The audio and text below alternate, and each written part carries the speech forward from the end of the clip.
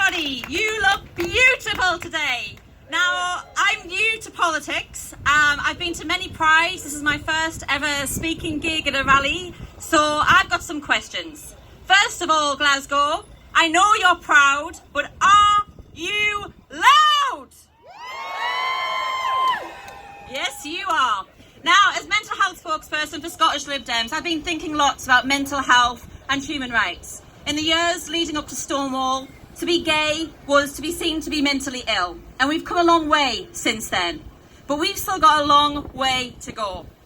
In the past year alone, more than half of the LGBT plus community living in Scotland have had suicidal thoughts or suffered depression. And more than a quarter have experienced discrimination in a healthcare setting in Scotland in 2019.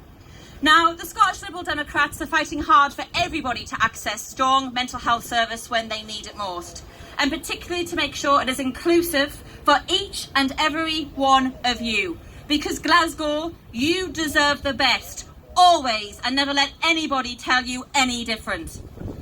Now, that's the message that I always tell my 6-year-old son, whose favourite colour is pink.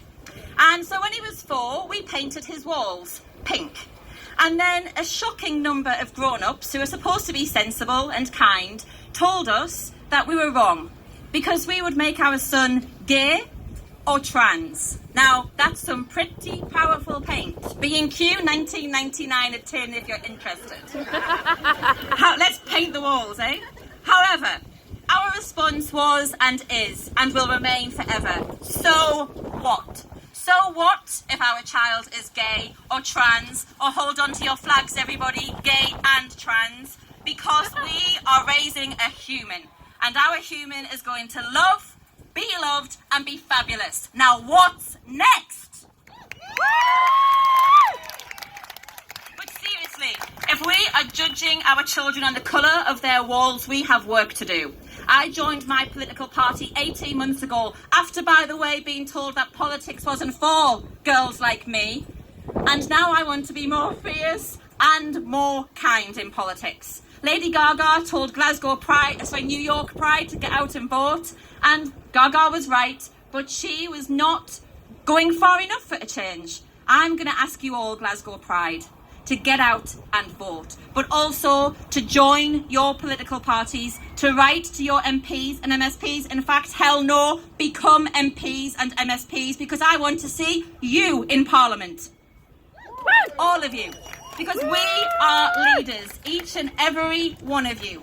So we need to not put down our flags, Glasgow. We can't. We have to stay standing and being counted. And being counted includes Scottish Government in the next Scottish census. I don't understand, in a world that is obsessed with data, why we aren't collecting any on our trans kin. I need to say for the record, I am a cis woman. If you take away my trans sisters' rights, you are taking away my rights. I stand with you all.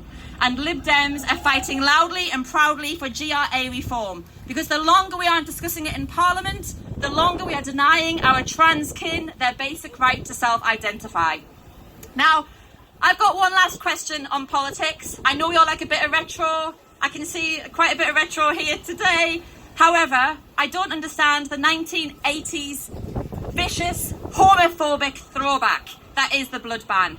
We should be supporting our gay brothers and our bi brothers to give blood. It's a simple act of human kindness, and at a time when our health service needs blood more than ever. So before I skedaddle off the stage, I just want to give you one last question, and it's for each and every individual here today. What are the chances of you being here?